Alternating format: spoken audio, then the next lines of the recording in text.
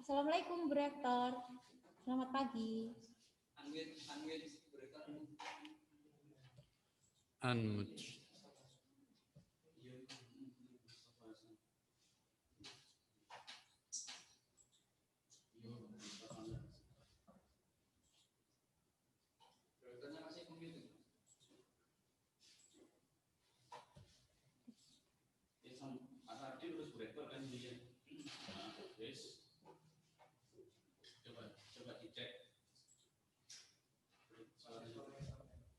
Good morning.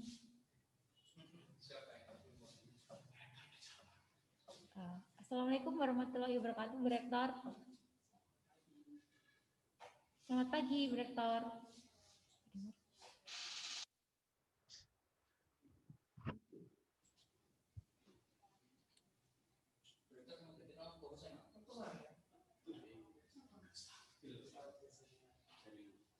Jaringan itu.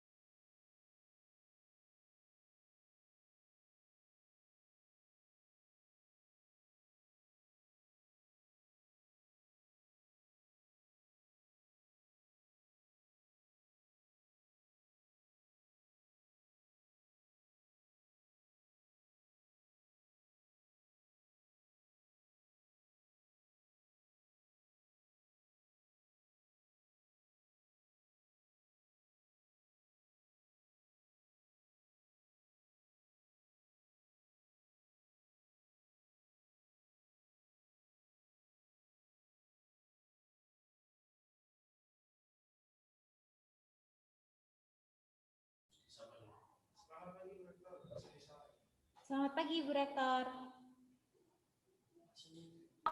Good morning. Good morning. Yeah, How are you today? fine, thank you. How about you?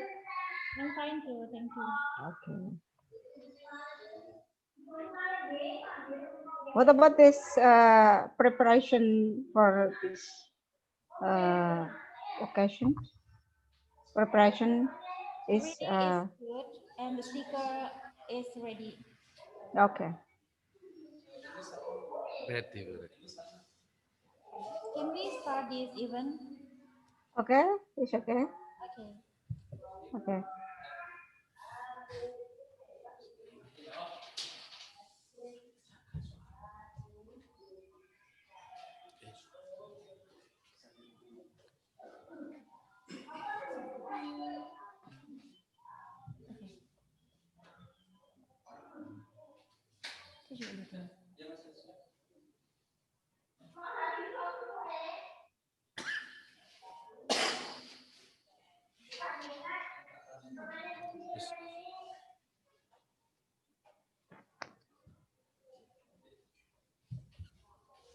Assalamualaikum warahmatullahi wabarakatuh.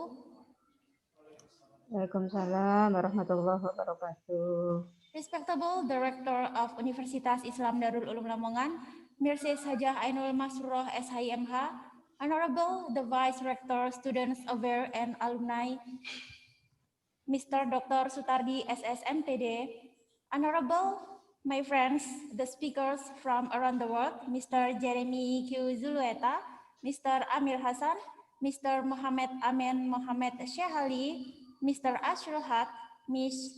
Arsyah Tahe, and my beloved friends, all of the new student Unisda Lamongan. We are delighted to meet you in this second International Forum of Universitas Islam Darul Ulum Lamongan 2020. First of all, let me introduce myself. My name is Eka Christine Wulandari, and I will be the MC in this event. Ladies and gentlemen, before we run to the International Forum of Millennial Students, as the MC, I would like to inform to you the structure of this event. First is opening, second is the speech from Mr. Dr. Sutardi SSMPD as the Vice Rector of Students Aware and Alumni Unisda Lamongan. Then the speech from Mrs. Hajah Ainul Masroh as the Rector of Unisda Lamongan. And the second International Forum of Millennial Students, and the last is closing. Ladies and gentlemen, let's open this event by reciting Basmalah together. Okay, for your information, the YouTube streaming for this event is delayed. Ladies and gentlemen, now let me invite Mr. Dr. Sutardi SSMPD to give the first speech. To Mr. Dr. Sutardi SSMPD, time is yours. Thank you. Assalamualaikum warahmatullahi wabarakatuh. Waalaikumsalam. Bismillahirrahmanirrahim. Alhamdulillahirabbil alamin. Honorable Director of Unisda Lamongan, Ms. Hajah Ainul Masroh SHMH, Honorable Board of Director of Unisda Lamongan, respectable to the all speakers and the new student of Unisda Lamongan who are watching this event streaming or virtually at home. First of all, I would like to say thank you very much to the Rector of Unisda Lamongan for her support in this event. I also would like to say thank you to the speaker and the collaborative universities who are available to join this event. As you know, that Unisda are collaborating with some university to hold this event. We have Unisma Malang, UII Yogyakarta, and University of Mindanao, Philippines. This event is part of PKKMP Unisda Lamongan 2020. This event poorly conducive to you, the new student of Unisda Lamongan. By participating in this event, I hope that you can raise your awareness toward some global issue in global language recording or university slogan that is Unisda with the global vision.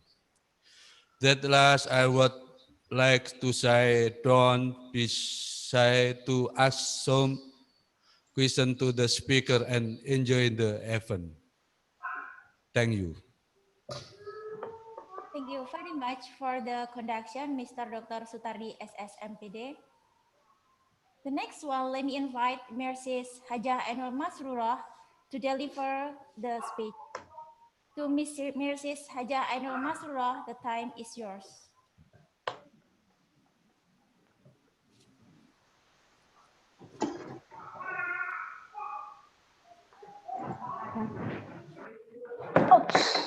Sorry. Assalamualaikum warahmatullahi wabarakatuh. Good morning, everybody. Good morning, all speakers in Indonesia. Now is still morning. Honorable Vice Rector for Student Affairs and Alumni, Mr. Dr. Ruskardi, SSMPG, dear Head of Marketing and International Office, Mr. Halim Rashid, MSc, dear all speakers in the second International Forum of Millenial Students from 6 countries, Muhammad Amin Muhammad Sehali from Yemen, Mustafa Amir Hassan from Sudan, dear Azrul Haq from Timor-Leste, and dear Arsia Tiha from Thailand, and from Philippines, Jeremy Izulta. And all my beloved UNISTA students, Assalamualaikum warahmatullahi wabarakatuh. Waalaikumsalam warahmatullahi wabarakatuh. Peace be upon you and Allah, mercy and blessing. Let us give thanks to Allah because of this special opportunity we can commemorate in the second International Forum of Millennial Students. I would like to thanks to all speakers and to all students who were willing to attend in this international forum. It's been 2 years for Marketing and International Affairs Office to stand up and product the International Forum of Millennial Students. Therefore, in this occasion, I will also say important things. Dear audience, it has been 10 months since the coronavirus has spread around the world. After it was first reported in Wuhan, China, the COVID-19 pandemic currently occurring in Indonesia has also occurred in other countries. In this world, referring from the World Matter state, there are 39 million of COVID-19 in the world. Indonesia is in the list of 17 countries with the highest death case in the world. It means in Indonesia, the number of COVID cases is still increasing. Adik-adik sekalian, ada beberapa mungkin nanti saya akan campur dengan bahasa Indonesia. Di awal tadi saya menyampaikan bahwasanya pandemi COVID ini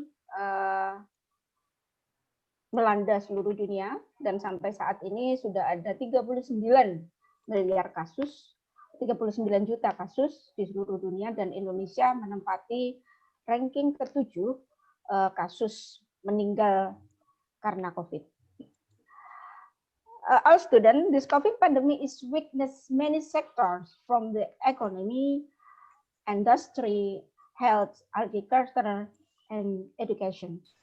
But there is also opportunity in this pandemic because it's like a running race. We are on the same starting line. Their relevant sector where business is actually improving, such as the medical and health sector, online trade, or commerce. To fast-moving consumer goods, such as medicines, electronic goods, food products, and packaging drinks. Companies that used to be strong in offline know how to switch their distribution online. Several products begin to adapt to sales via e-commerce, which turned out to be significant increase. Pandemi ini melanda seluruh sektor, baik ekonomi, industri, kesehatan, pertanian, bahkan semuanya. Akan tetapi selalu ada peluang di balik kesusahan. Seperti halnya tumbuhnya e-commerce atau jual beli online yang semakin meningkat. At education fight, the COVID-19 pandemic required education to be able to make adjustment in education delivery. One of them is changing the face-to-face offline learning method to online during a pandemic. Through this system, lecturers can upload learning material, assessment, and create a learning community. In addition, with this system, lecturer and student can interact and have discussion together. Jadi karena pandemi ini pula, maka pendidikan harus juga menyesuaikan. Saat ini, adik-adik semua, saya rasa di seluruh dunia memakai pembelajaran dengan metode daring. not face-to-face again. Sehingga segala sesuatu yang terkait dengan pembelajaran diupload melalui media daring. All my students, I hope for students in Indonesia, it's important to master digitalization. The main challenge is how to collect efforts in carry out, because basically working online is more difficult than offline. I also hope that Unisda students can continue to update exciting development so that students have good insight and can understand how to opportunity and hopes for millennials are in pandemic and post-pandemic. I think this activity is very useful to open our perspective that we can understand the challenge and obstacle the millennial in the various world. Saya berharap mahasiswa Unisda dapat menguasai digitalisasi, karena tantangan di dalam pandemi ini tentu harus disingkirkan, harus bersama-sama bersinergi untuk terus maju. Finally, I would like to thank to all the committee who have carried out this activity well. As my appreciation for this activity, I will later give full credit for about 100,000 to the 5 best questioners. Question can be direct to the speaker of the head of marketing and international affairs at the organization of this activity. Happy discuss. I hope this pandemic will end soon, and thank you for our speaker for attended in this second International Millenial Forum. So finally, Assalamualaikum warahmatullahi wabarakatuh.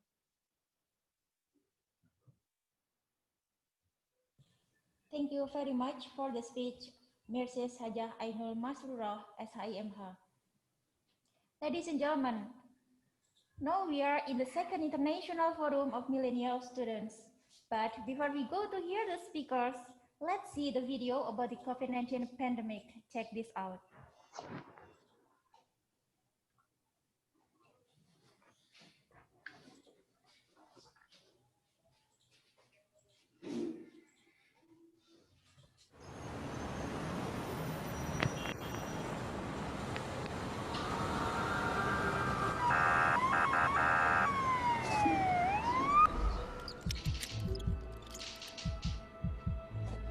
Terima kasih, Pak Tati.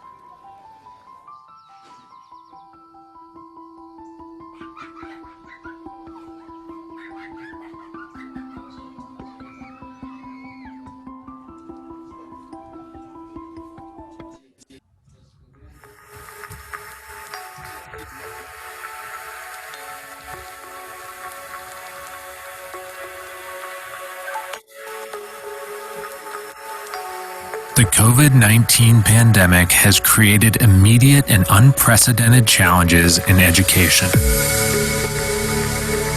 Excellence and equity, cornerstones of good education systems, are being challenged in every part of the world. Our greatest concern is that differences in parental involvement and access to technology will exacerbate inequality. At the same time, as in every major challenge, this is an opportunity to adapt.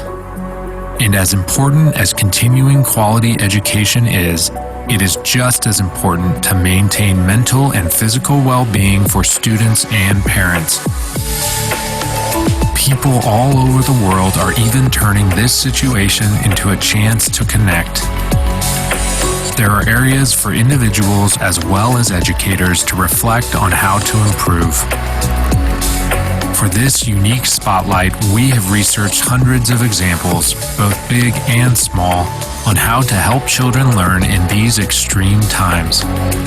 Our goal is not to provide one recommendation to solve all problems, but rather solutions for different types of challenges around education during this crisis. Everything has happened so fast and unexpectedly. It does not seem realistic that there's a holistic solution that is easy to implement and works for everyone. However, inspiring individual solutions have been developed in every country, and perhaps we can even combine these different approaches to create a new and impactful education for students around the world.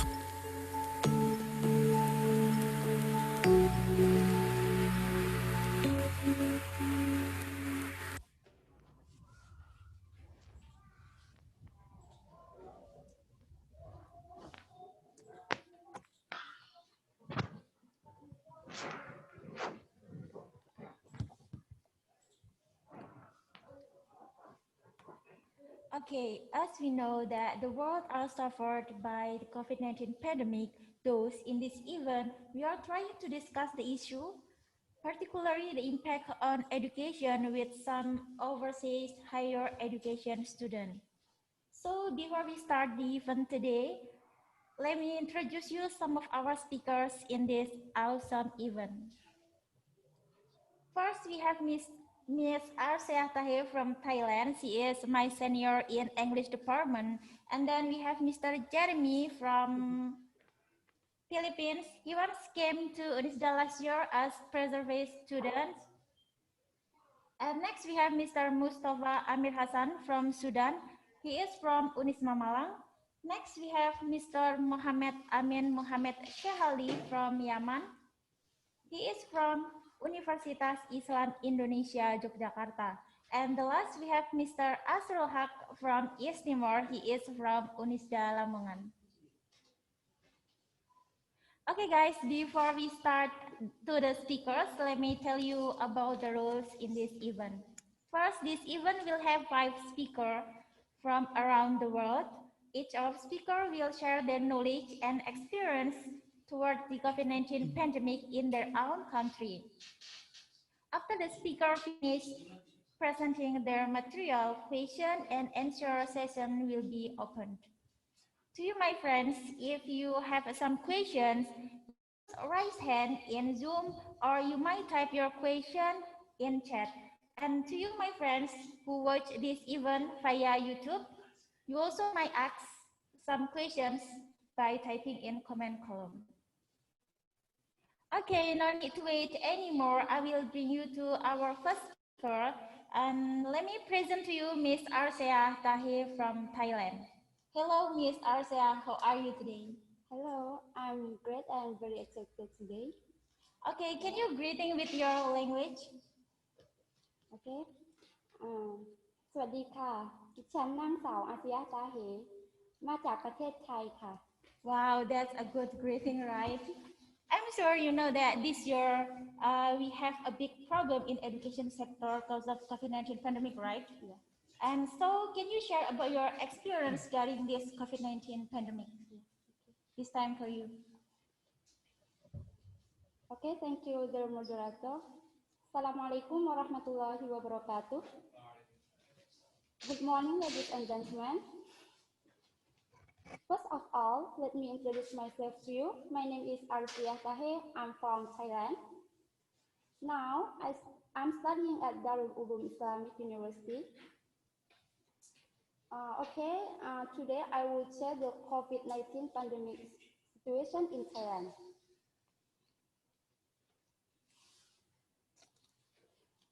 The topic of my presentation today, I have 4 topics.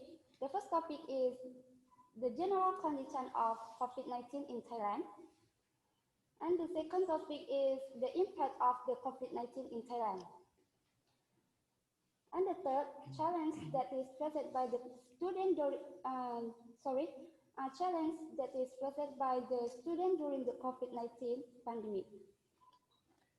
And the last positive things that can be taken from the COVID-19 pandemic.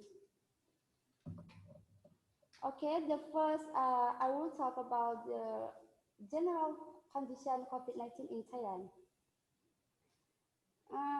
The COVID-19 outbreak has affected many countries, the area, right? Including Thailand. Thailand is severely affected by COVID-19. Whether in the education, tourism, and service, all affected is COVID-19.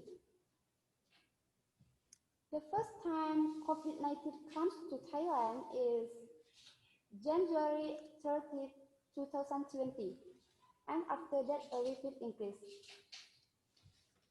People in this country want to be able to cope, so the government announced that our people in this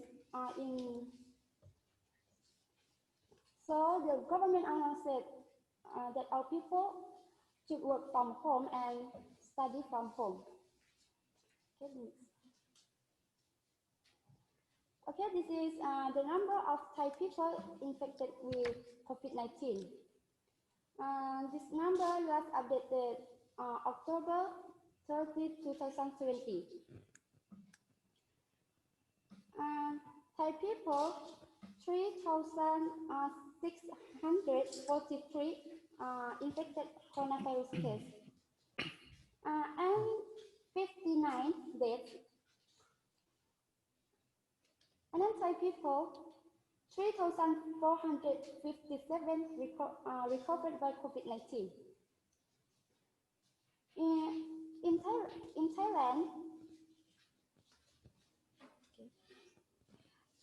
Thailand, that is most affected is first 2 months, which is April and May. After that, Thailand can cope with this situation with the cooperation of our people in this country.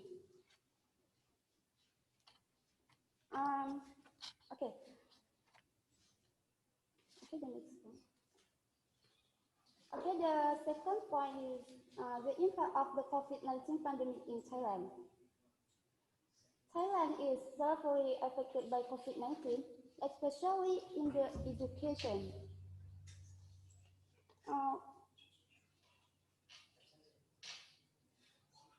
In the COVID-19 spread time, most of Thai school is approaching the final exams.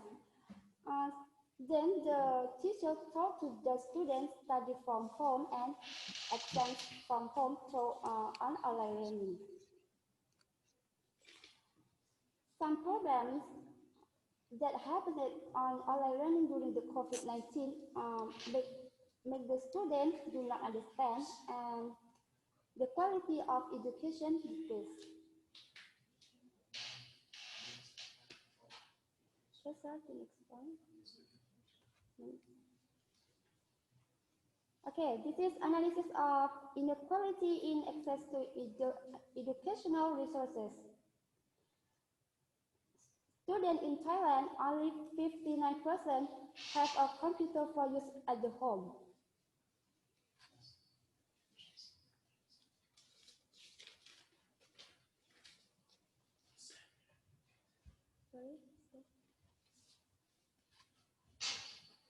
Okay, then what do you think any differences or not in Thailand or Indonesia in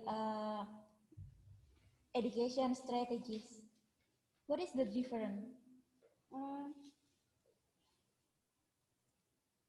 Maybe in Thailand you use online learning or face-to-face, but in Indonesia we use online learning. Okay, thank you. In Thailand, during the COVID-19 pandemic, online learning, yeah, same the Indonesia. Okay. What are application that they use to do the learning activity? Use the Moodle. In Thailand, you use Moodle too? Yeah, Moodle. Okay. And then Zoom. Yeah. Okay, that's the same with Indonesia, right? Yeah. Okay. Next one.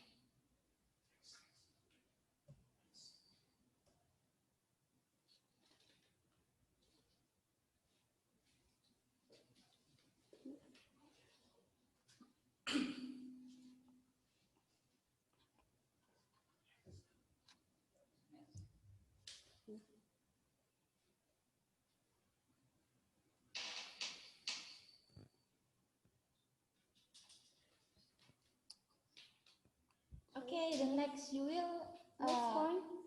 give material about the spread of several measures and needed in COVID-19, right? Yeah. Okay, let's read. Next point. Next point. Okay. The third topic is challenges that is faced by the students during the COVID-19 pandemic. In the time of challenge, we will need to adapt to new situation and lifestyle of prevent the COVID-19 outbreak. The main challenge that students have had during the COVID-19 pandemic. Next point. Next point.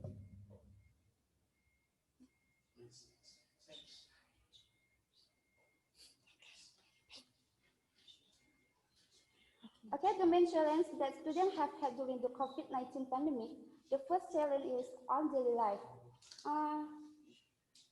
During the COVID-19 pandemic, make the student lower incomes and distance for their friends. Yeah. The second challenge during the COVID-19 pandemic, unlearning. In reducing the efficiency of learning and additional expense such as internet charges, yeah, and psychological charges make the student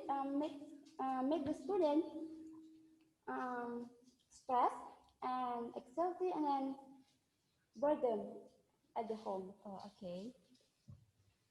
And the last topic is positive things that can be taken from the COVID-19 pandemic. Yeah.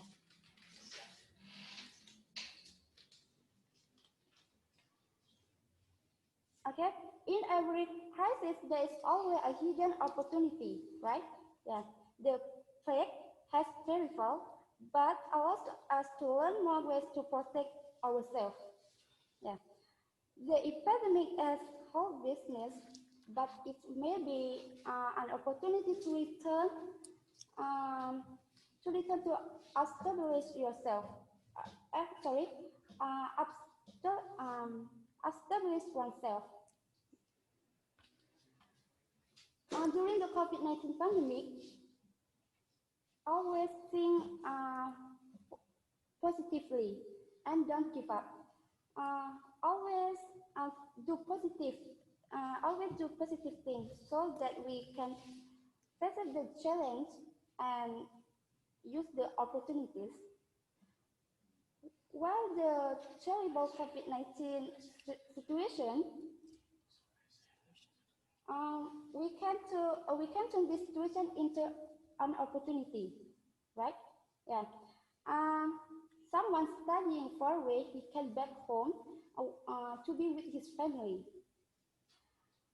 Parents who do not have time with their children can live together and do activities together. Yeah. Helping out with housework were a big for studying. Um, studying online can do anything at the same time. Right? Yeah. Yes. Okay. Okay. This is the best opportunity at the moment. Yeah. Okay. I think that's all my presentation. Okay, that's enough. Thank you so much. I give the time to the moderator. Thank you. Okay, then what do you think about the online learning? Is it effective or not in your college?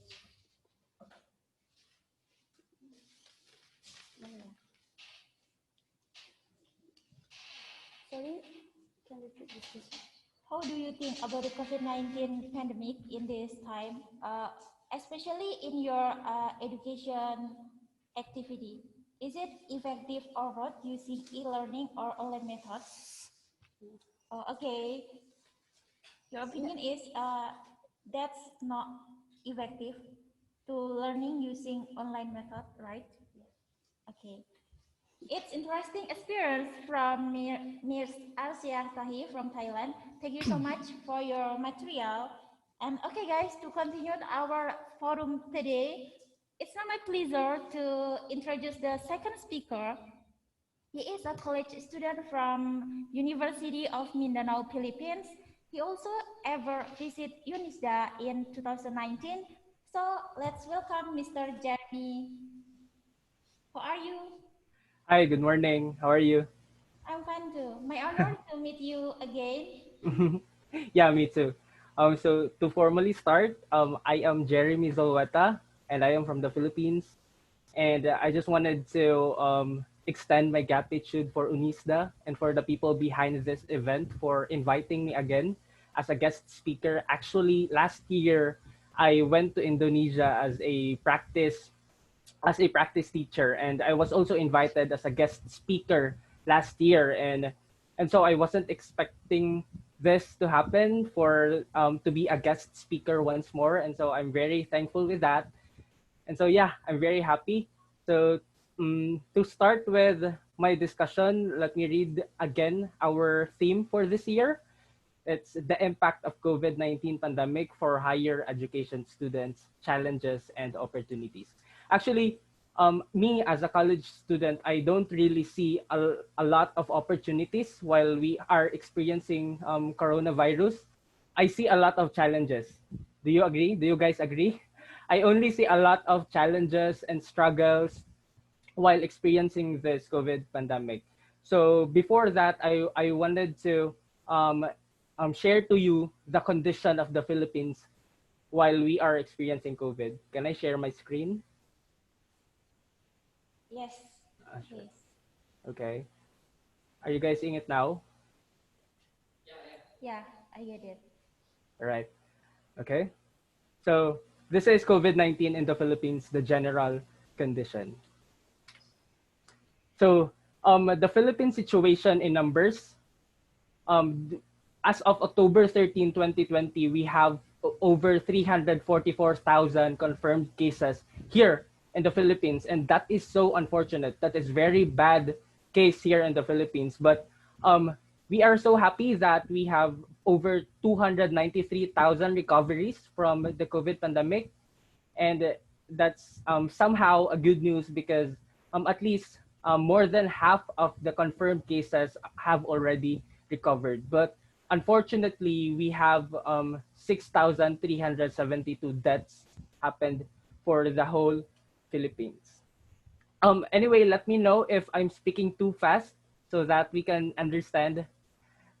both understand each other. Okay. Okay, so yeah, so this is the Philippine map. Are you guys seeing it? Yeah. Yeah, okay. So this is the Philippine map. So it shows the intensity of the COVID cases on each region. So when you see light yellow, it means that there's less cases of COVID pandemic. And if you see red, it means that the COVID is high at that place. So this is the Philippines, and this part is Manila. That is the capital city of the Philippines, and there are a lot of COVID cases in Manila. And so I this is Manila, and I live here in Mindanao. I guess all of you are already familiar with Mindanao. Yep. So this is Mindanao. I live here, and I'm so thankful that there are only less cases of COVID-19 here. But I live in Davao City. That's the center of Mindanao. And so here, this red spot over here, I live there. So I live on a city that there are a lot of COVID cases. But thankfully, I am not infected. With my family, we are not infected. So I'm very thankful with that. So the Philippines is leveled stage 2, localized community transmission, because given the fact that we have 7,107 islands in the Philippines, and it means that there's less transmission because of that, because there are a lot of islands.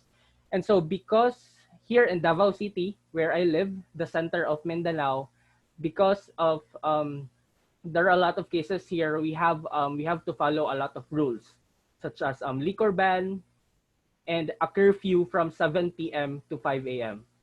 So as early as 7 p.m. in the evening, all of the Davaoenos, or all of the people living in Davao, should stay at home, or otherwise we will face consequences from the government. That's our curfew. It's 7 p.m. to 5 a.m. Are you guys following? Yeah. Okay. So the impact of the COVID-19 pandemic in education here in the Philippines. So here in the Philippines, we have the organization, which is the Commission of Higher Education. We call that CHED. It stands for Commission on Higher Education. So CHED, or the Commission on Higher Education, mandates all the colleges and the universities all around the Philippines. That's our organization. So CHED's responses on the COVID-19 situation, I highlighted only two rules from them. First is that they said that colleges and universities are allowed to adjust their approved academic calendars in view of the coronavirus. Yeah. So all of the universities and the colleges here on the Philippines, they follow their own academic calendar. So we don't follow any more CHED, but we follow our own academic calendars. And so another one is in-person graduation ceremonies are discouraged given the continuing need for social distancing and the restrictions on mass gatherings. So for the graduates of 2020, they don't have a graduation ceremony to prevent the spread of the COVID virus. And so they only have virtual graduation, which means that the graduates of 2020, they just happen to have a slideshow for their graduation ceremony, only a slideshow online. So I guess everything happens on online now. So that's a good idea, actually. So there are safety measures given by CHED. First is that in-person graduation ceremonies are discouraged, which I already mentioned earlier, and OJT or on-the-job training and internship program for foreign and local remain suspended. So the OJT and the internship programs are suspended here in the Philippines. So most of the college students here in the Philippines are delayed. You know what I mean? Because they don't have internship, and you cannot graduate without internship. And I'm very thankful that last year I already had my practice teaching in Indonesia. That was last year. And so maybe I can graduate next year, or maybe not. Who knows? So another one is to comply with minimum health standards, such as mandatory wearing of masks. This safety measure is applicable for teachers, because even teachers here in the Philippines, they still go to they still go to their respective schools to do their related job works. So they wear masks, hand washing, sanitation practices, safe physical distancing, configuration of classroom spaces, that's social distancing, and prohibition of mass gathering. So that's the safety measures given by CHED. And now let's go to the students' welfare. So for the students, since we are not allowed to have a face-to-face education, so CHED are advised to establish a clear communication plan to their students. So it is the communication communication is the key. It's the communication between the teachers and the students. They must have a right communication so that they can understand and um, work things out when studying. So next one is encourage to communicate and transact using non-face-to-face means. So when we say non-face-to-face means, it means that like what we are doing right now, we are using Zoom, and we can also use Google Meet or Messenger so that we can interact without a face-to-face interaction. So we are just talking behind screen, via screen. So last one is it allow and assist foreign students who wish to return to their home countries and agree on the alternative instructional and learning mode. In my university, in the University of Mindanao, we cater a lot of foreign students. We have a lot in Europe, in America, and even in any places in the world. We cater or we let them enroll in our university, and we make sure that when the COVID strike, we let them go home on their respective homes. So that's the students' welfare. Are you guys following? Can you still understand me? Yes. That's very nice. Okay, so let's go now to the challenges. Actually, with the COVID pandemic, all I see are challenges, struggles, and trials, and I really don't see any opportunities. But so I'm going to discuss to you my top three. That's top three challenges.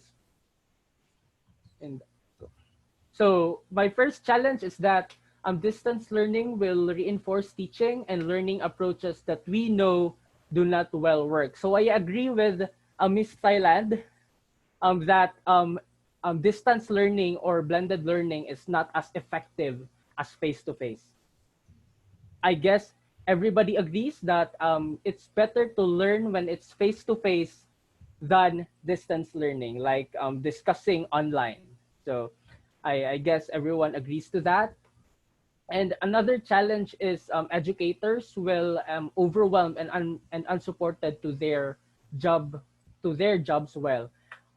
What I meant about this one is that some of the teachers here in the Philippines are not well supported, especially those who cannot provide their own internet connection and digital devices. If they are not supported with that, so it's very sad to hear about that for educators, and that's one of the challenges. And last one is that not every child has access to digital devices or internet connectivity at home. Philippines belongs to a third world country where not all of the Filipinos are rich. So some of the students are privileged to have a digital devices or internet connectivity, and some don't have. They don't have digital devices or internet connectivity, and that's one of the challenge for the students here in the Philippines, and that's very sad to say.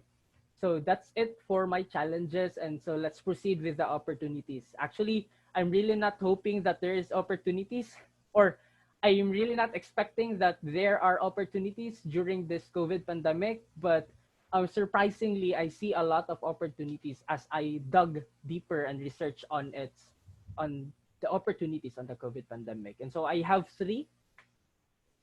That's Satu Duha Tiga. That's Tiga opportunities. And so first is that blended learning approaches will be tried, tested, and increasingly used.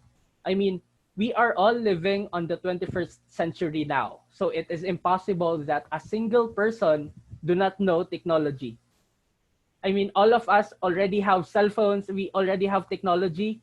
And because of this COVID pandemic, we were able to maximize the use of technology.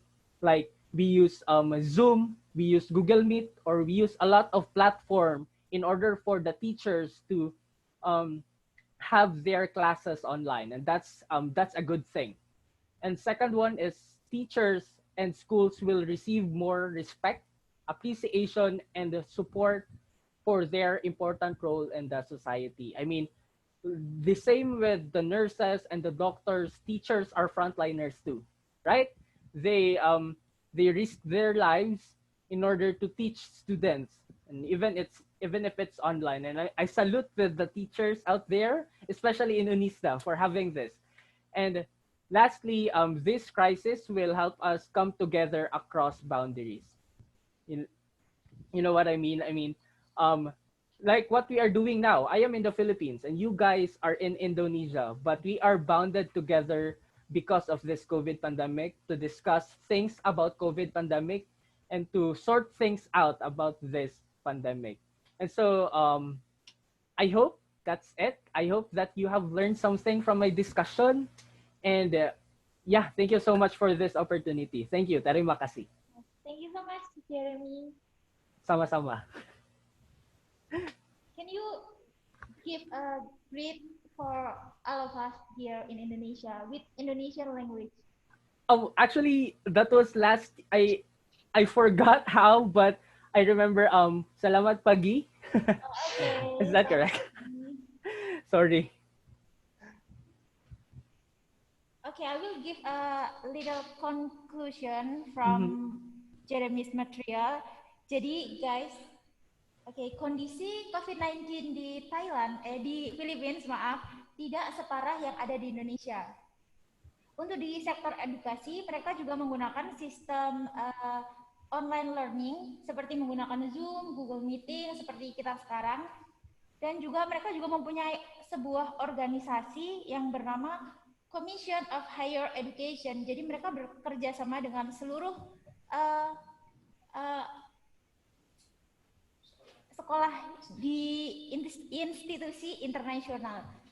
Jadi menurut Jeremy ada top 3 tantangan yang dia hadapi di Filipina, yaitu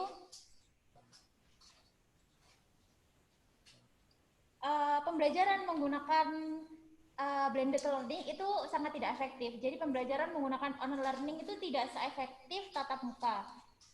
Kedua yaitu masalah jaringan dan teknologi. Tidak semua anak mempunyai gadget dan juga tidak semua guru atau pembelajar itu bisa mengoperasikan sistem pembelajaran online.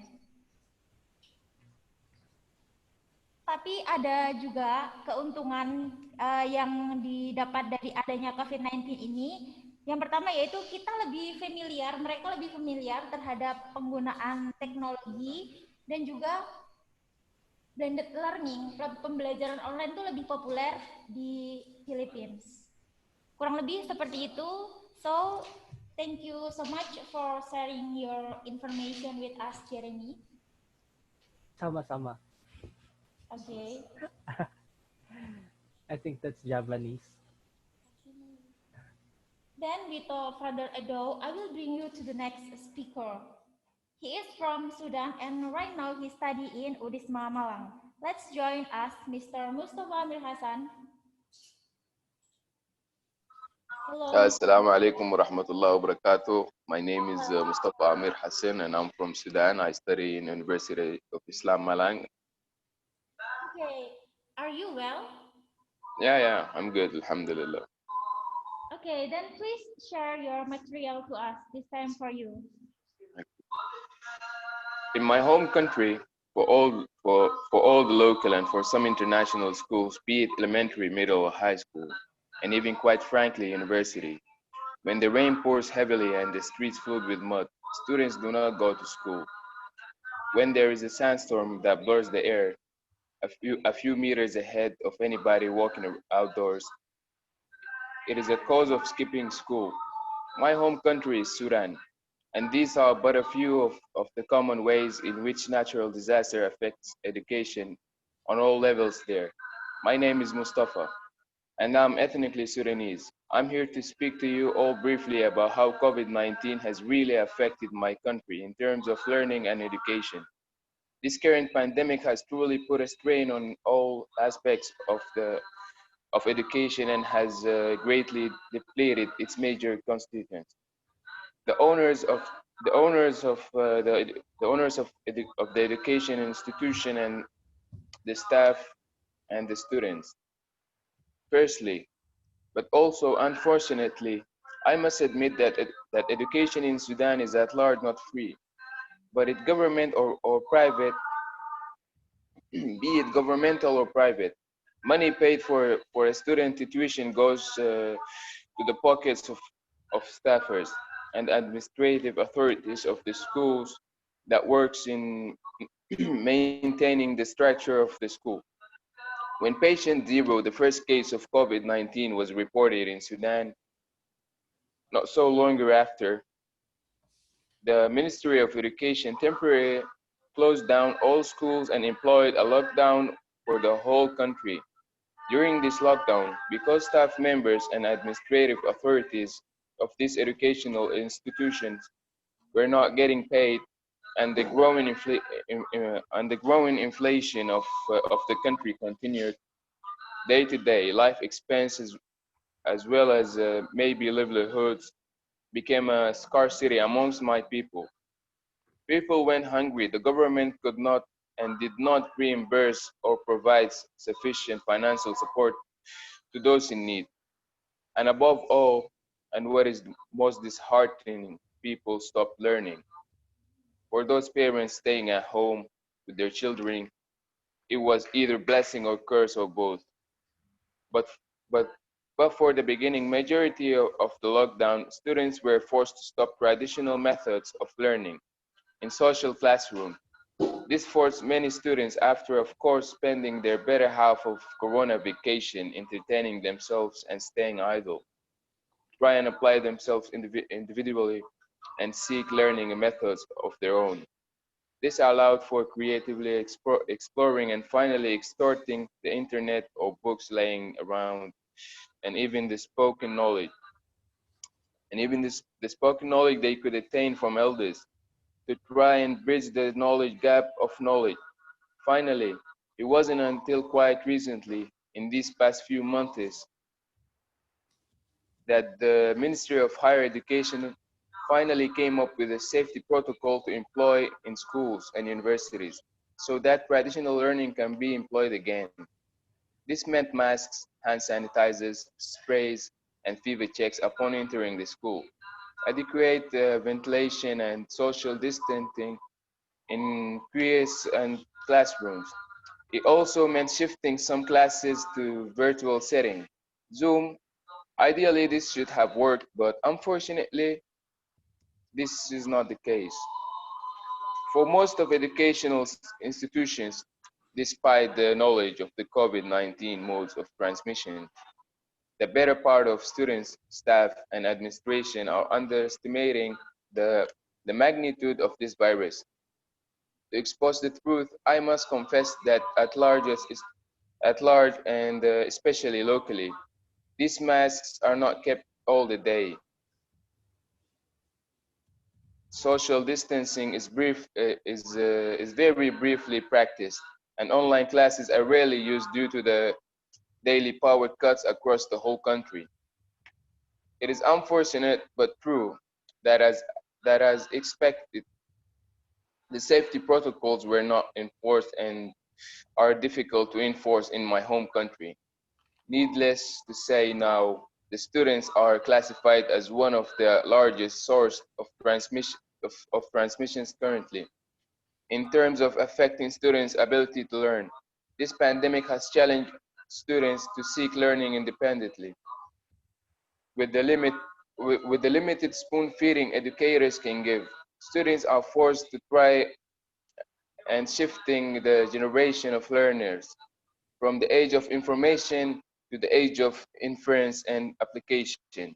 All in all, the pandemic The pandemic has tested my nation.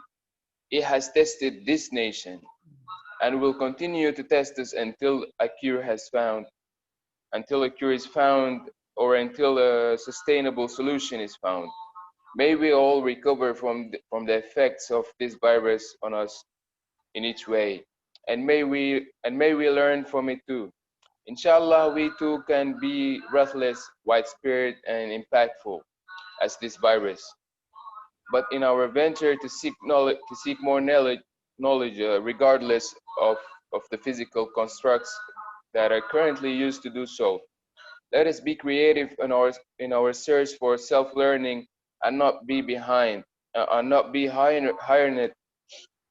hindered by closure of the traditional physical classes.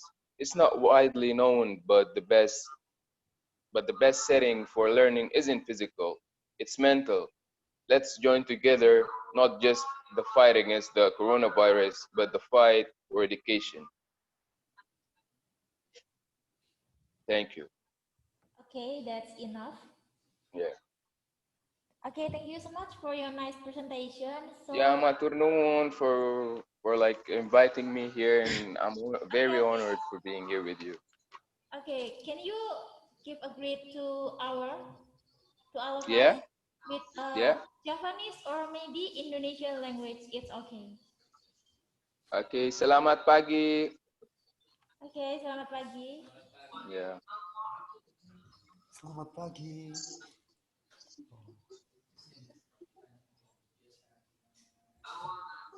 Where are you right now, Mr. Kami, Mustafa Amir? saya di administrasi di universitas. Oke, sudah berapa lama tinggal di Indonesia? Tuh, 1 tahun sekarang. Wow, lumayan lama ya? Ya, Lumayan lama, jadi kamu sudah fasih berbahasa Indonesia? ya saya bisa bahasa Indonesia sekarang dan bisa sedikit di bahasa Jawa dan sedikit kalimat di bahasa Madura dan bahasa Malangan. Oke, coba kamu menyapa kita dengan bahasa Jawa. Itu saya nggak bisa ngomong banyak, tapi saya bisa mengerti. Nggak bisa berbicara itu. Bisa mengerti dan bisa berbicara itu sewu, loro, limo, dan ya matur nuwun. Sami-sami, you know, Ya, sami-sami. sami-sami. Ya, itu sama juga sama-sama di bahasa Indonesia. Kamu suka makan apa di Indonesia? Ya apa? Kamu suka makanan apa di Indonesia? Oh, itu bukan suka. Saya sayang nasi pecel. Oh. What is your breakfast menu this morning? Itu nasi pecel. Saya suka makanan nasi pecel setiap pagi. Oh, oke. Setiap pagi kamu makan nasi pecel ya? Ya. Gimana rasanya, enak? Ya, bagus sekali itu. Oh, oke, bagus sekali. Oke, thank you so much. Thank you very much. You're welcome. Oke, saya akan memberikan sedikit conclusion dari apa yang disampaikan Amir tadi. Jadi di Sudan juga terkena dampak COVID-19 dan impact-nya itu ada di masalah pengangguran dan juga pembatasan tempat ibadah, tidak diperbolehkan mengadakan kegiatan yang bersifat umum seperti halnya di Indonesia sekarang. Di Sudan juga menerapkan social distancing yang mematuhi protokol kesehatan. Untuk di sektor pendidikan, mereka melaksanakan proses pembelajaran menggunakan online meeting seperti Zoom, Google Meet, dan lain-lainnya. Okay, thank you so much. Yeah, welcome. Okay, guys, I think all of you are getting tired. Stay in front of your PC, but wait a minute because we still have a special guest in today's event. So, He will give us an interesting presentation and material about the condition of COVID-19 in his country, Yemen. And let me invite Mr. Muhammad Amin Muhammad Shehali from Yemen. Hello, Mr. Muhammad Amin. Hello, thank you so much for being here. Really appreciating and really proud to be here, one of the speakers, to talk about this interesting topics, which is COVID-19 impact in higher education in around the world. Welcome everyone, and nice to see you here. Hope you can enjoy this as much as you can. I would like to share my screen. Okay. Okay. You can see my screen clearly. Yeah. Okay. First, Bismillahirrahmanirrahim. Today, speaker Muhammad Amin Shehali. I'm from Yemen and studying currently in Universitas Islam Indonesia, majoring in industrial engineering, and as you know that it's in Yogyakarta. Today, we are going to talk about the impact of COVID-19 in higher education in around the world and challenges and opportunities. Okay, it's a fact that everyone knows that COVID-19 has physical effects, has general effects, has effects all people around the world. Millions of people get infected, and around more than 38 millions around the world who get infected from COVID-19. In Indonesia, around more than 3,040 cases. And in Yemen, it's very hard to count our cases due to several reasons that I will explain later. In Yemen, right now, the last updates that came from Yemen News, it's around 2,053 cases in Yemen. But the United Nations have reported that half of the health facilities have been destroyed by 5 years of conflicts. People die from many other causes too, such as a teenage fever, malaria, and cholera. So in Yemen, it's not only COVID-19 or coronavirus apparently happened. In Yemen, we have a very hard situation, and we have a very long disease, such as cholera or malaria. Currently, and from 5 years ago, there's a conflict in Yemen, and most of education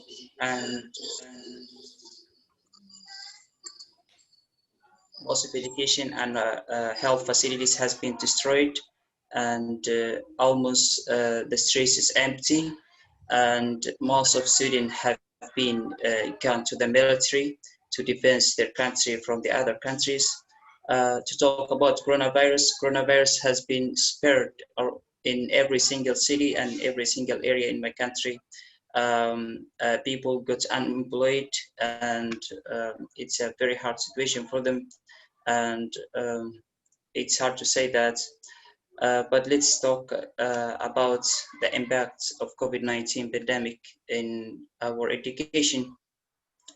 It's a fact, and most of countries have this situation that shut down all education facilities, such as schools, institutes, and universities. But the only thing that have been different in my country is there's no online learning due to poor connection, and the internet connection is not in all areas. Like there is some villages, there is some areas doesn't have any connection, so it's very hard to study from online. But there are private schools and private universities has started in offline classes, and it's like it has been used to. In Yemen, there's too many disease, too many conflicts, so they consider COVID-19 as something not really effective, and they don't feel dangerous from this pandemic. They started offline classes, but it's not that efficient, and there is no quality in learning. It's only taking final exams and made exams and whatever to get the certificate and to pass the year. Students get lost due to long time waiting for schools to open. Many of my friends there, many of people there that I know in social media that I'm following, they are lost. They are trying to, they almost escape from school, and they almost trying to find a job, trying to find a better life rather than to go to schools. Children got hopeless during this long pandemic and long 5 years war. Everything getting worse during to these days, but always if there is a very dark side, there are always a bright sides, and I hope this country will get better soon. There are many challenges that faced by this pandemic during the COVID-19 pandemic. Actually, in Yemen, as I said, that it's offline, and it's not in all cities. So some of these cities open the schools, some schools open, some schools not. It's like such as a random system during the conflicts, and a very hard situation there.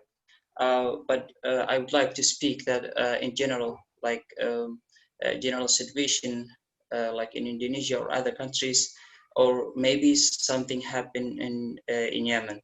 So during to COVID-19, students have a challenge to managing time during online classes.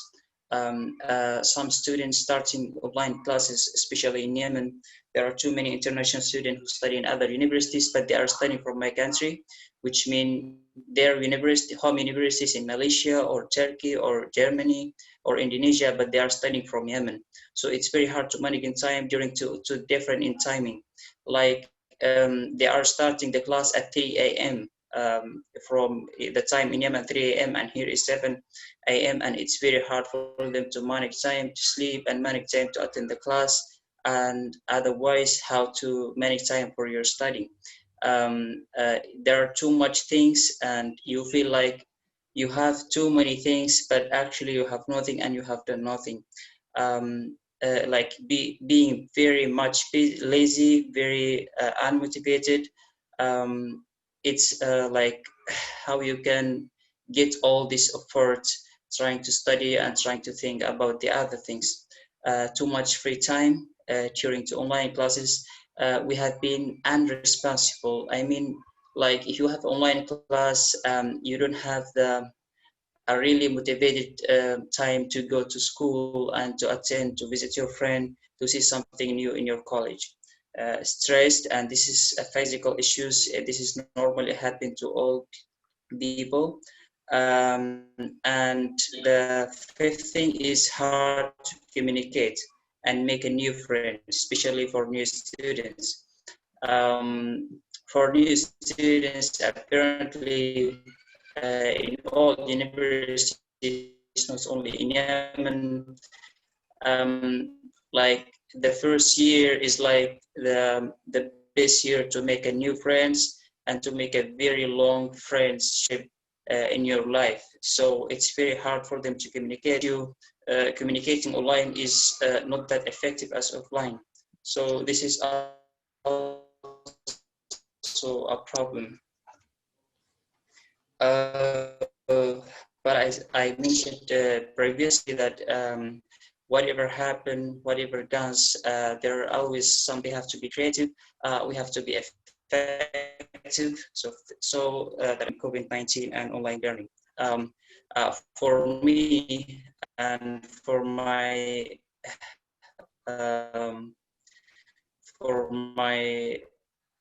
experience in my college, I enjoy my morning now. Other than to prepare for 30 minutes or an hour to take a shower and to like wear shoes, wear clothes, to investing, to listening music and to do something, study before exam, take a look at your materials. It's like something, it gives you more free time. I spent most of my time in my home trying to make a reflection myself, trying to think what I have done and what I have to do.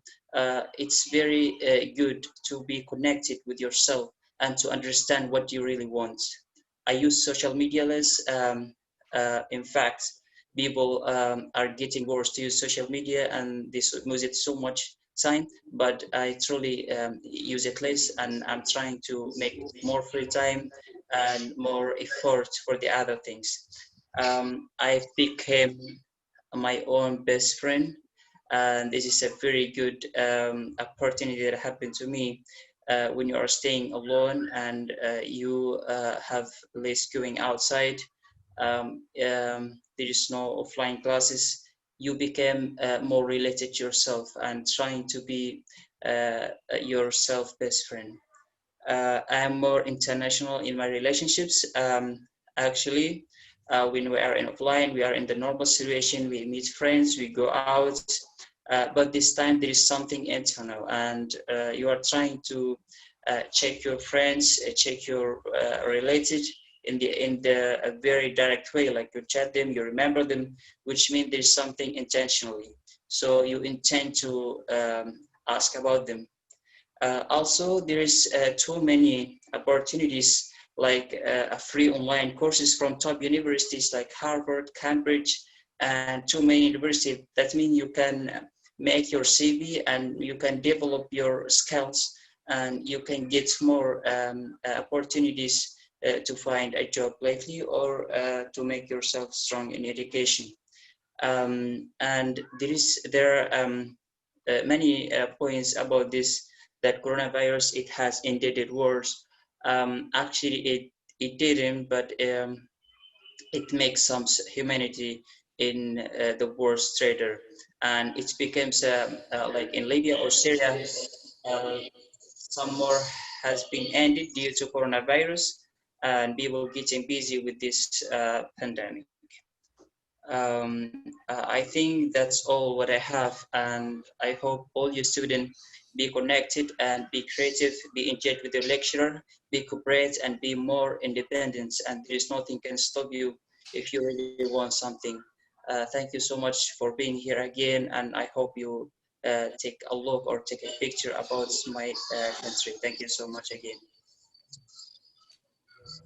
Okay, thanks for Mr. Ali. But wait a minute, because can you give a grade for all of us here with Indonesian language or maybe Japanese?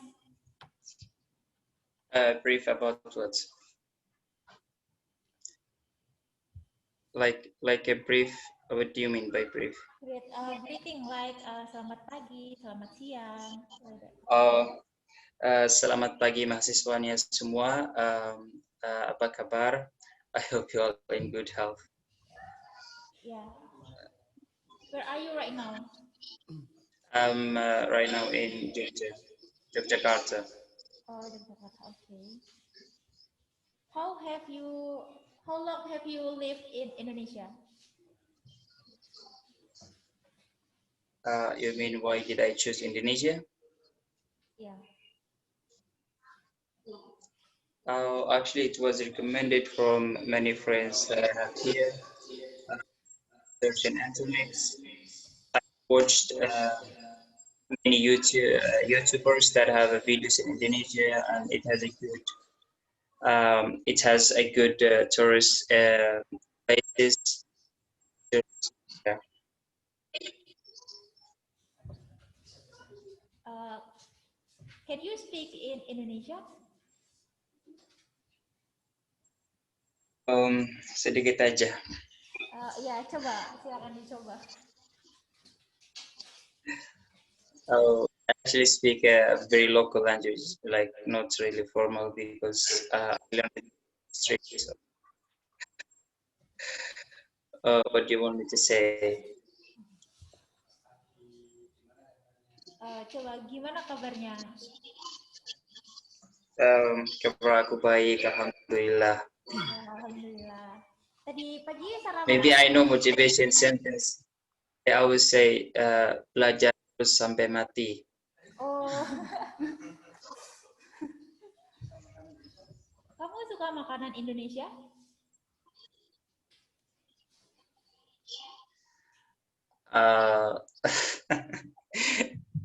Unfortunately, no. I don't like Indonesian food. And in the first week, I have been suffering. I don't eat for 1 week. I guess drink milk or anything, or trying to eat chocolates or fruits. I don't know. It's too much oily and it's too much fried, spicy, and the rice is not like our rice. It's very different. So I'm more interested in Arabian or Italian food. Oh, okay. But I used to it in my home, so there's no problem with the food. But there's only meal that I have liked in Jogja is nasi goreng. It's very tasty. Fried rice.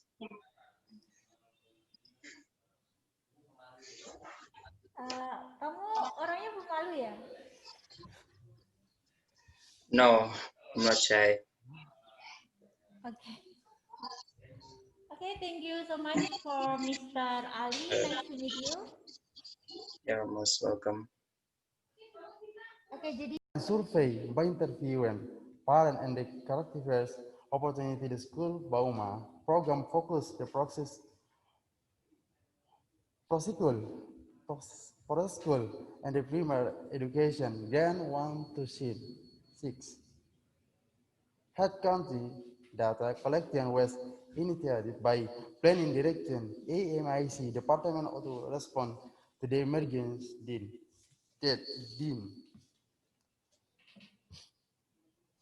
Children who live in the very remote area don't access to electricity, do not possess the smartphone, and the limited of the credit card. Thank you. Okay. okay, enough. Okay. Okay. Jadi kamu di Indonesia sudah berapa lama? Sepertinya kamu sudah fasih bahasa Indonesia. Udah mau 3 tahun. Udah mau 3 tahun? Iya. Sekarang semester berapa? Semester 7. Oh, semester 7 mengambil jurusan? Teknik sipil. Oh, teknik sipil.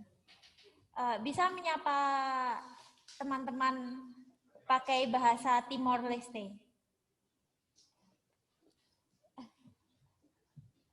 Halo kolega, dia kalai. Artinya, halo teman, apa kabar? Oke. Kalau selamat pagi, seperti apa? Bun dia. Oh, dia. Oke. Oke, jadi ini adalah review dari presentasinya si Mas Ruben. Jadi di Timor Leste mereka punya sebutan untuk online social distancing di lingkungan pendidikan, yaitu sekolah di rumah atau Sekolah Bauma. iya, atau sekolah Bauma. Sekolah Bauma. Sekolah Bauma. Ya, nama lainnya, nama timurnya adalah Sekolah Bauma atau sekolah di rumah. Jadi mereka itu proses pembelajarannya tidak menggunakan smartphone ataupun PC atau yang lain, tapi mereka menggunakan sekolah lewat TV. Ya, betul? Iya, gitu.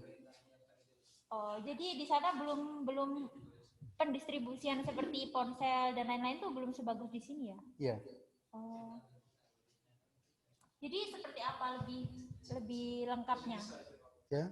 Lebih lengkapnya seperti apa proses pendidikan, proses pembelajarannya? Sama seperti di sini, tapi belum terlalu misalnya kayak kegiatan belajarnya. Hanya menggunakan televisi? Kayak televisi, kayak ke rumah maksudnya. Oh, jadi mereka tidak melakukan pembelajaran dari sekolah, namun melewati smartphone atau yang lain? Oh iya, soalnya ada COVID-19. Waktu itu jadi ditutup semua sekolah. Oh, jadi mereka hanya tidak menggunakan tenaga profesional seperti guru dan lain-lain, tapi belajar mandiri sendiri di rumah, seperti itu. Oke, jadi kurang lebih seperti itu keadaan di Timor. Cukup berbeda dengan keadaan kita yang di Indonesia, karena di Indonesia kita penggunaan teknologi sudah cukup berkembang pesat.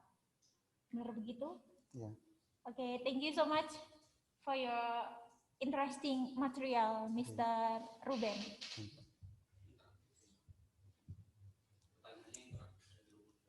So guys, we almost done with this event today. I believe that all of you waiting for this session.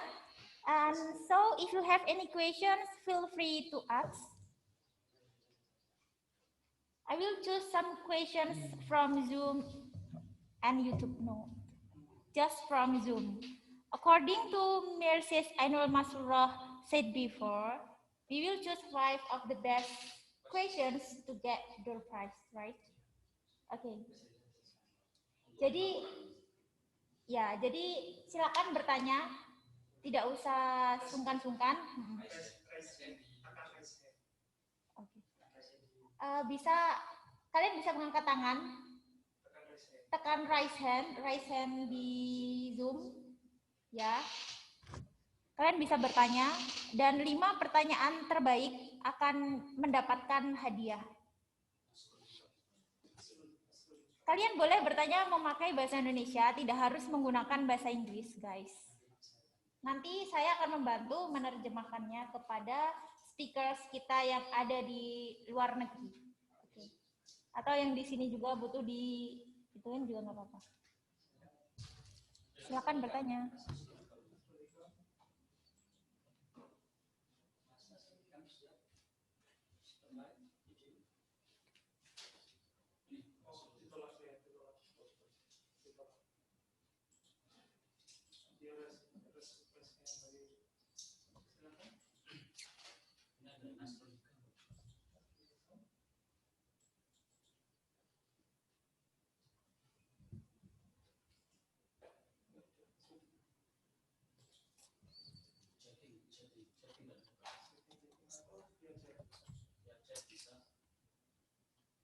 Oke, jadi kita masih menunggu pertanyaan dari kalian. Silakan bertanya, karena ini adalah kesempatan yang jarang sekali, hanya setahun hanya sekali diadakan, dan sekarang kalian bertanya, kalian mendapatkan hadiah.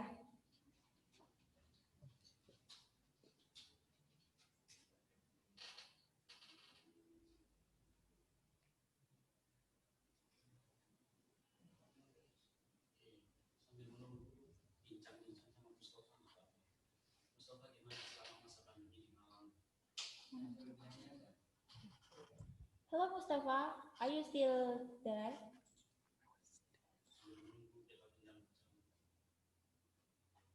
Hello Mustafa. Hello? Halo. Yeah?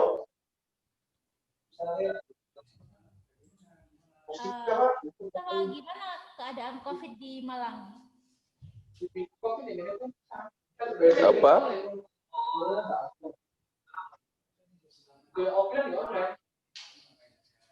I'm sorry, I didn't understand what you said. Can you like repeat it in English language? Okay. What are you doing in this COVID pandemic in Malang? Di rumah aja. Kamu tidak pergi jalan-jalan ke tempat lain? Oh, saya udah pernah ke 11 kota. Wow. Can you mention the countries? Tapi itu sebelum COVID-19. Ya, kamu pergi kemana aja? Saya udah pergi ke Purwokerto, Jakarta, ke Surabaya, Probolinggo, Pasuruan, Sidoarjo, Banyuwangi, Jember, Lumajang, banyak sekali.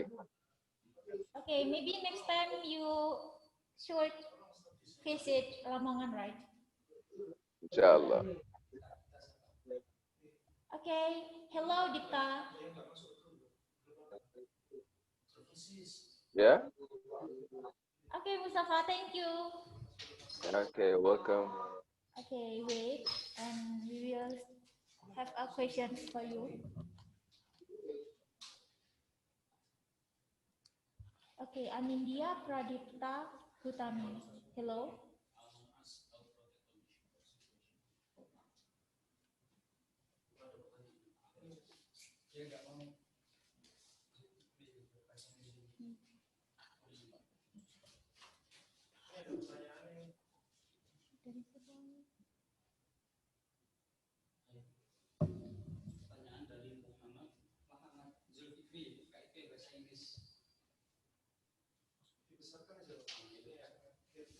Oke, jadi pertanyaan pertama dari Muhammad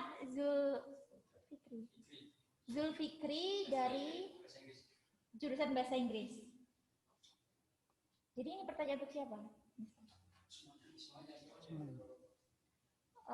Jadi ini pertanyaan untuk semua speakers. This question is for all of the speakers today. And how to protected condition or situation in your country is if has many people do not social distance, for example, wearing mask. Okay. Miss Arsia, you wanna?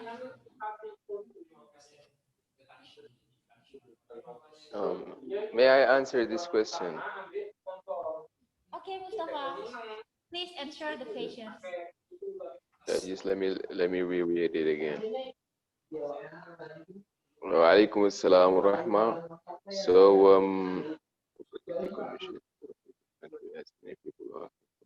well, to be honest, people in my country, they don't care about like yeah, like I said, people in my country, they don't care about the COVID-19. They have this theory, like it's very stupid theory.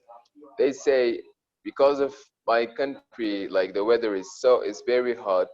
They think like the heat of the weather will kill the virus itself.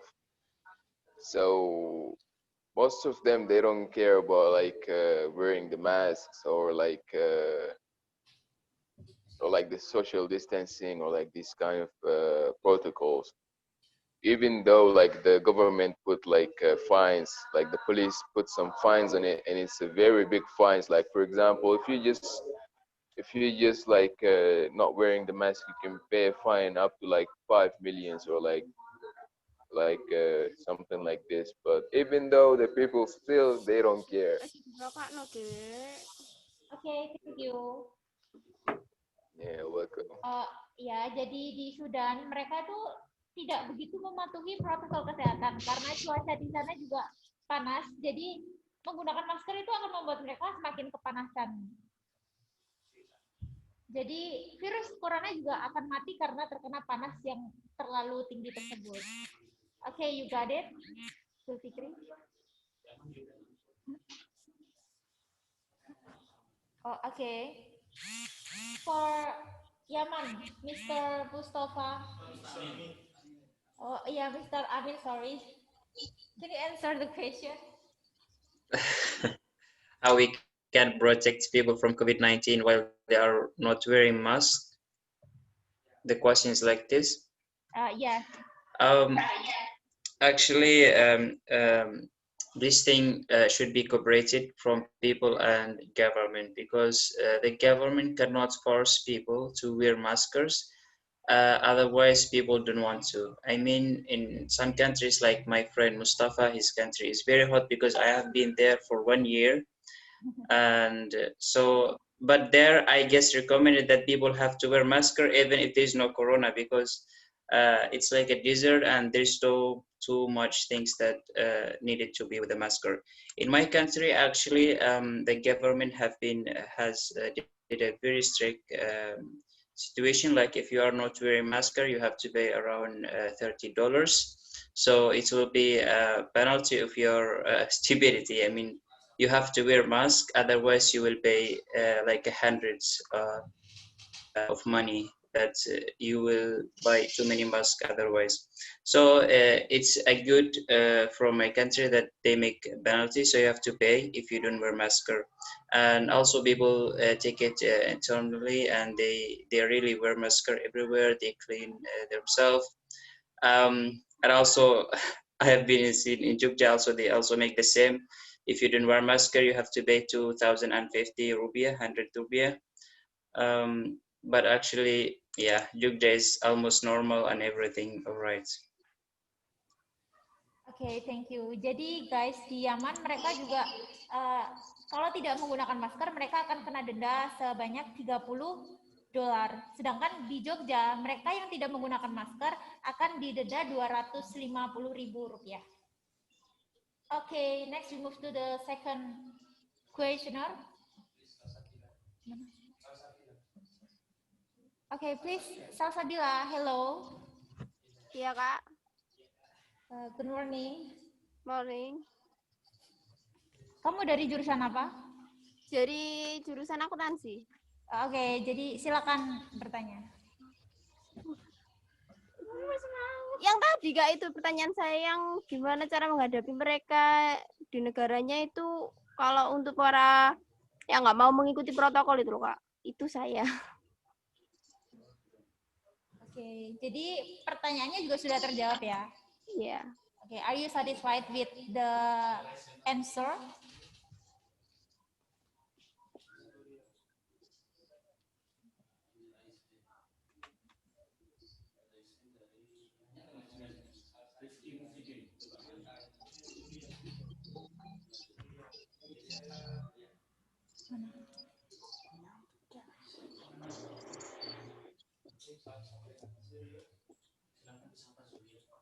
Okay, hello Julia.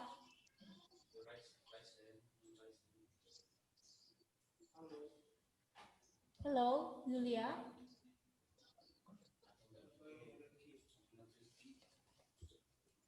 Hi, hello Muhammad Rifki.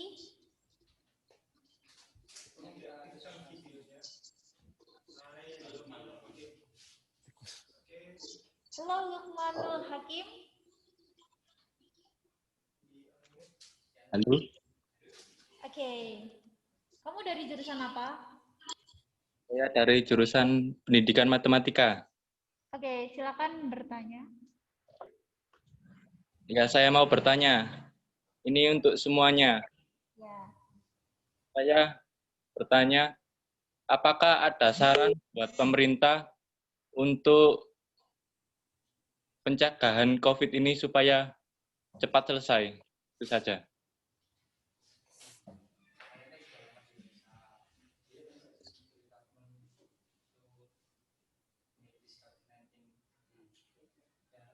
Okay, for all of the speakers today,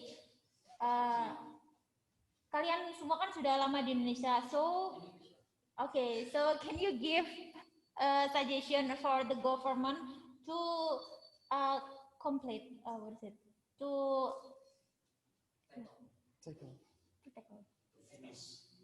finish this COVID-19 pandemic? Yeah, Asrul, you wanna answer the questions or Arsia? Okay.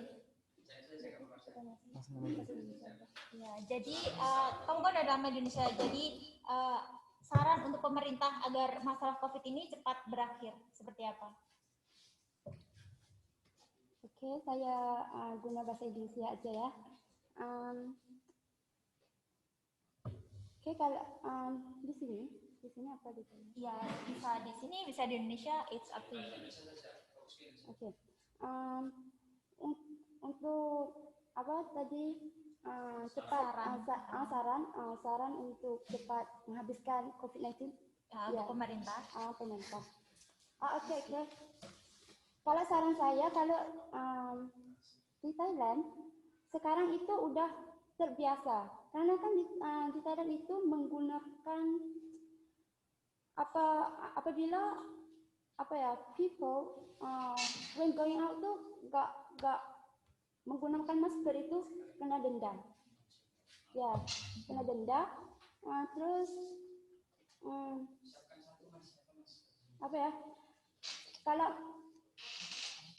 kalau nggak penting jangan keluar rumah. Jadi malam itu jam 10 malam itu sudah lockdown. Terus kalau ada kumpul-kumpul gitu jadi ada denda juga. Untuk COVID-19 ya. Oke, selain itu kira-kira apalagi yang mungkin efektif untuk mengakhiri adanya pandemi ini? Seperti ya yang lain. Oke ya.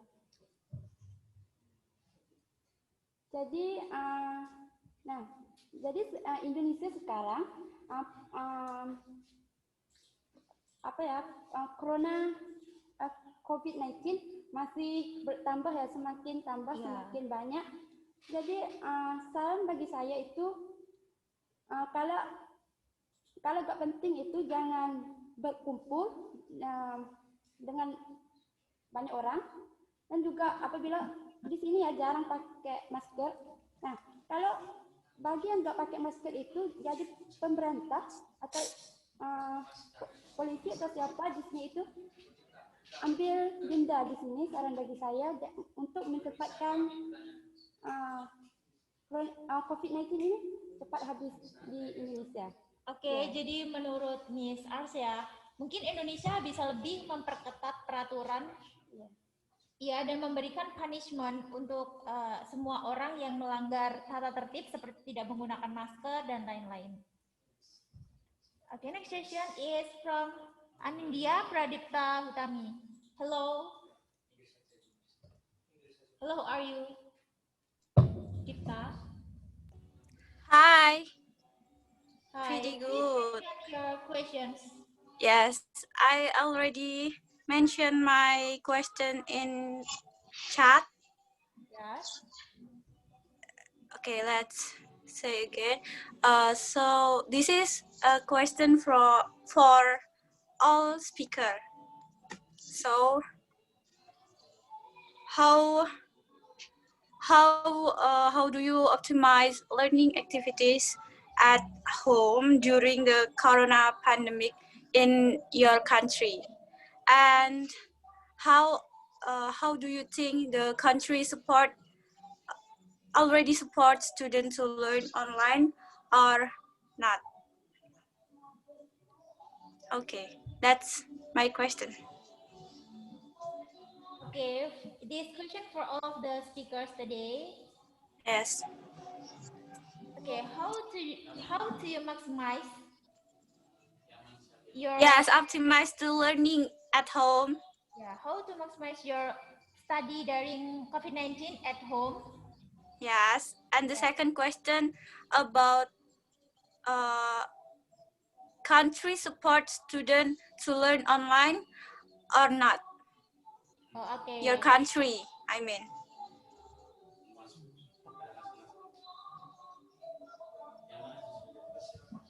Okay. It's okay. Mr. Muhammad Amin from Yaman, can you answer the question? It's a very good question that is said that how we can optimize learning, distance learning from like a very long distance. Actually, it's something, it's not new for us, especially in my country. There are too many private universities who are providing long distance learning from a long time. It's like 10 years ago or 20 years ago. So it's something existing and it's something should be improved. How to optimize? I think the only way that students should be provided, like the internet connection should be in all areas of the country, and the lecturer should have a development course. They should have extra learning how to use technology, because apparently too many lecturers they cannot use Zoom or Google Meet, and they are something confusing how to make a like how to post something, or they have some abilities they should improve from technology usage. And the second question, that the government have provided something for a student, unfortunately they don't, and they actually invest the companies for connection, like they make a high price for quota or for internet. So it's been like a trade, and they are making a business from student. But I think in many countries they provide internet or whatever for students to support them. I think that's answer your question. Okay, are you satisfied, Pradipta?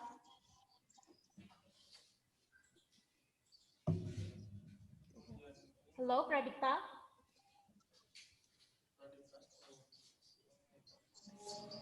Yes, of course. Okay, that's enough for you? Enough, thank you. Okay, thank you, Mr. Amir. You're most welcome. Okay, Mustafa, do you the questions?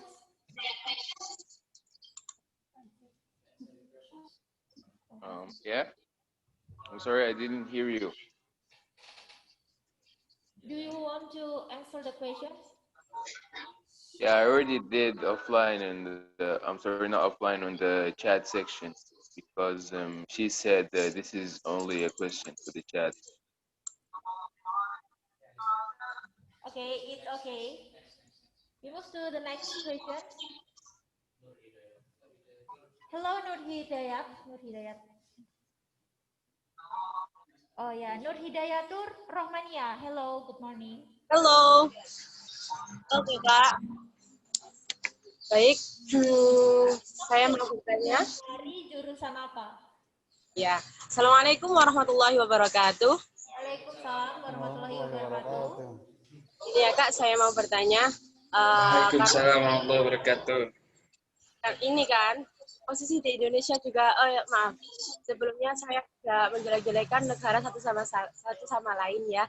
Saya di sini ingin bertanya dan cuma ingin sharing saja. Apakah perekonomian dari negara mereka menurun, dan jika iya, tolong di-sharing ya bagaimana sistem pemerintahan untuk terkait ekonomi itu diurus sama pemerintahnya. Terima kasih. Okay, for all of the speakers, how about your economic sector in your country right now during the COVID-19 pandemic? Maybe Mustafa Hassan will answer this question. Hello, Mustafa. Hello, yeah? How about the economic sector in your country during the COVID-19 pandemic? Well, I have to say it's going very bad. The economy is going very bad, especially like the US dollar is keep like decreasing, going high, like very high right now. It might reach the sky as well. Okay, enough. Jadi untuk Hidayatur, jadi perekonomian di di Sudan, maaf. Di Sudan itu sangat buruk dengan adanya pandemi ini.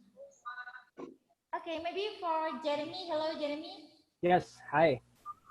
How about the economic Yeah, in your country during this COVID-19 pandemic, please? Yep. Yeah, I got the question.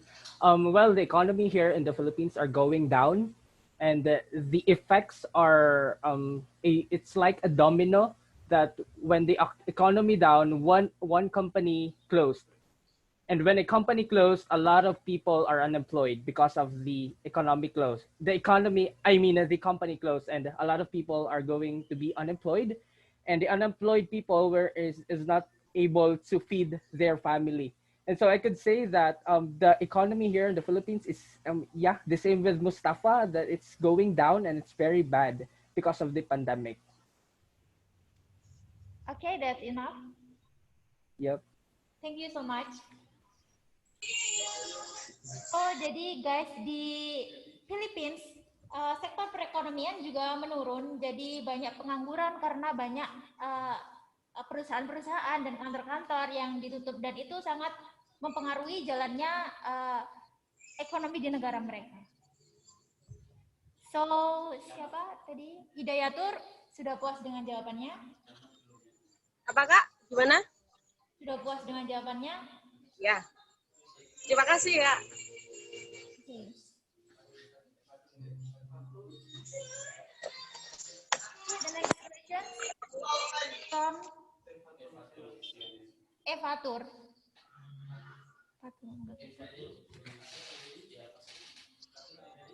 Evatur, are you ready? Ready for what? For your questions, of course. Oh, okay. Assalamualaikum. My name is Evatur Yanisa, and I'm from English Education Department. And my question is, how should we encourage ourselves in in this pandemic? I mean, while we are on a online learning or something like that, we should encourage ourselves, right?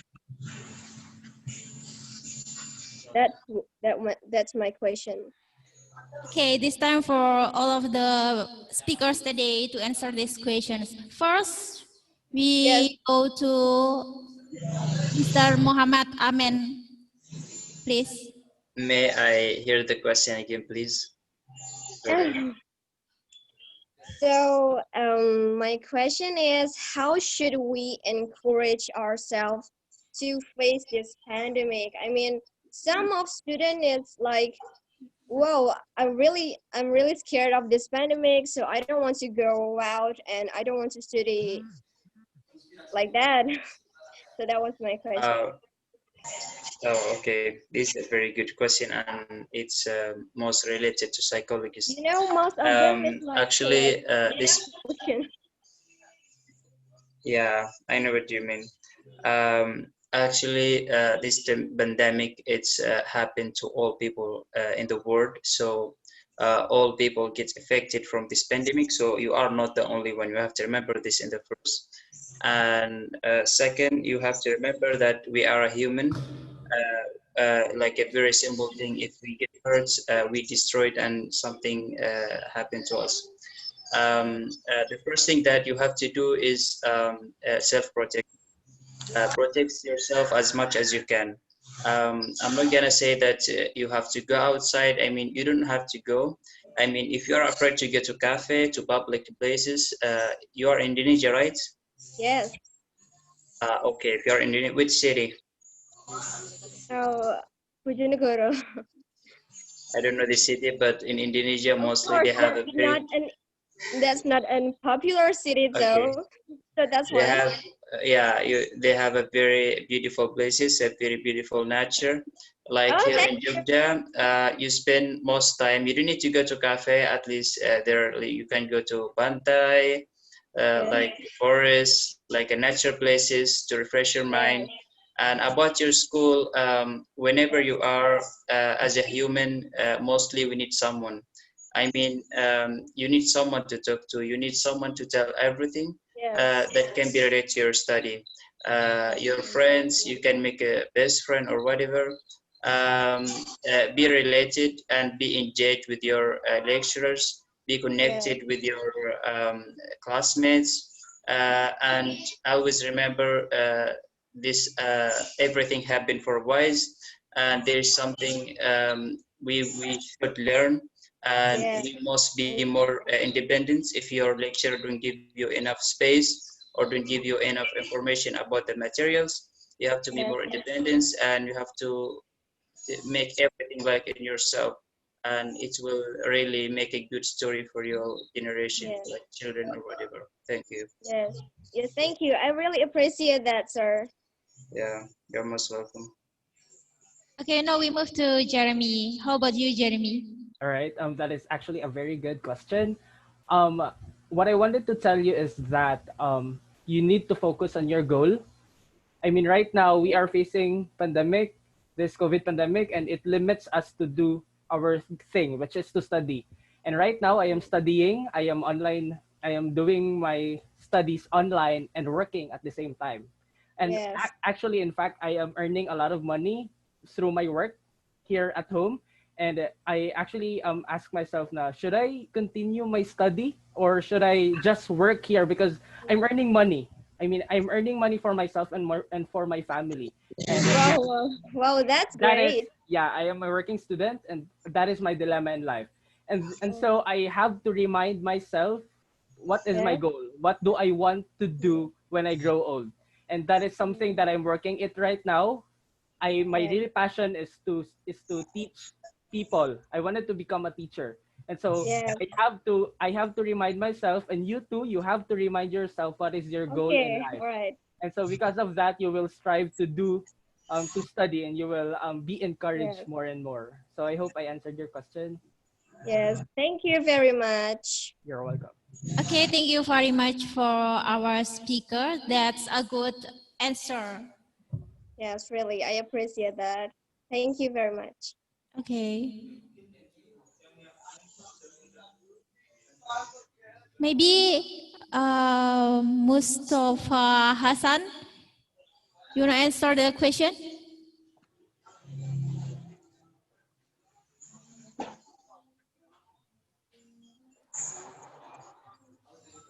Hello?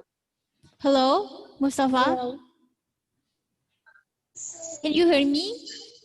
Yeah, so Oh, you yeah, the encourage. signal is a bit bad, and it goes like the voice, it goes like, yeah. So can you repeat the question for me? I'm sorry. Yeah, it's okay. So should I repeat my question? Hello? Yeah. Okay, please repeat your Hello? questions. I think the Hello? Yes. signal So is quite bad. hello? Hello. Yeah, the signal is a bit bad, but I'm gonna just answer on what like the thing I heard. So my advice to you is like stay positive and don't let anything like stand on between you and achieving your goals, and always carry a hand sanitizer and wear masks whenever Yes, you go I if you always want to go carry. out, but still don't go out unless if it's necessary. And Yes. Okay, that's enough. Yes. Thank you. Okay, thank you so much. welcome. Okay, now we move to the next questions. Okay, enough for the session.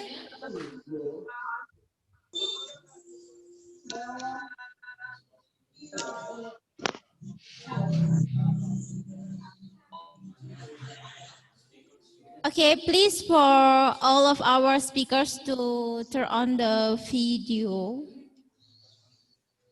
because we want to take pictures together.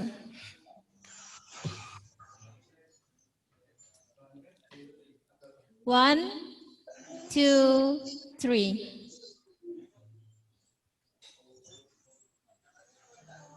Okay, enough. Thank you. Okay, no, one more time. One, two, three. Okay, thank you so much. Okay, finally, we come to the last session of the second International Forum of Millennial Student Universitas Islam Darul Ulum Lamongan 2020.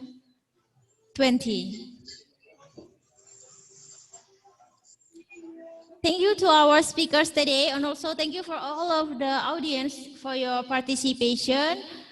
Mawi, for all of the speakers, can you give the closing, the last speech and statement in this event, please? Start from Arsia Tahi from Thailand.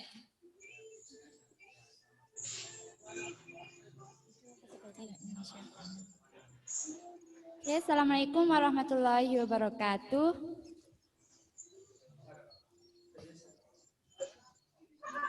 Good morning everyone. สวัสดีตอนเช้า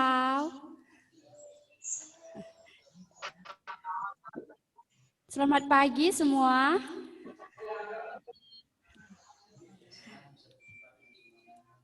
Oke, terima kasih ikut webinar hari ini.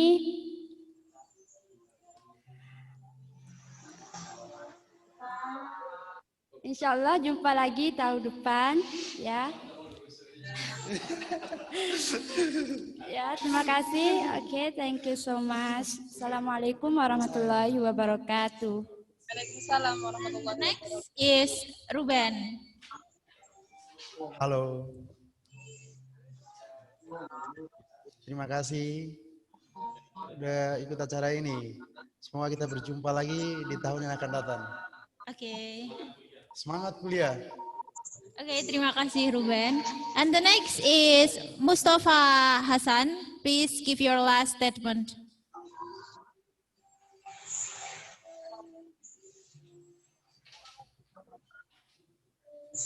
Hello, Mustafa.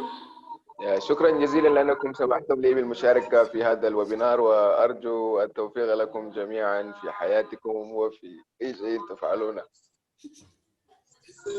Okay, thank you so much. And then we move to Jeremy. Right. Terima kasih everyone for listening with our discussion. I hope you have learned something from us. And thank you for this kind of opportunity. I appreciate this one. Okay, thank you. No, Muhammad Amen Muhammad Syahli. Terima kasih banyak guys. Semangat kuliah, semangat kerja kalau ada. Okay. Jangan lupa makan, jangan lupa sholat. Okay, baik. Thank you. Okay, guys, if I can briefly summarize, no, with the COVID-19 pandemic situations, switching to online learning is not easy because there are many requirements that must be complete, right? But there are also some opportunities the way to educate future generations. First, the educational process around the world are increasingly interconnected. Second, redefining the role of educators. And the third, teach the importance of life skills for students. And fourth, to broaden the role of technology in supporting education. So hopefully the information that we have shared today will be useful for all of us. Keep learning, stay positive, and stay in the instance. Thank you for your attention and see you in the future. And wassalamualaikum warahmatullahi wabarakatuh. See you next year, guys. Waalaikumsalam warahmatullahi wabarakatuh. Okay, before we end this event, let's take a picture together. All of the participants and the speaker, please turn on your video. Silakan dinyalakan videonya untuk semua partisipan. Kita akan mengambil foto bersama.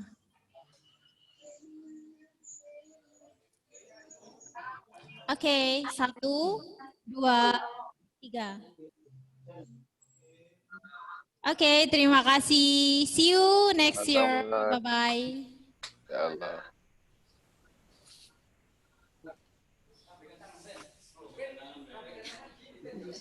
Gua cari, Bang.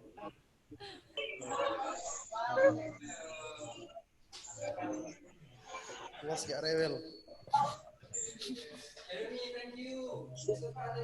Okay, Jeremy, thank you, Mr. Mustafa, Mr. Amir, and Miss Arsia and Ruben. Thank you so much for your time. Thank you too.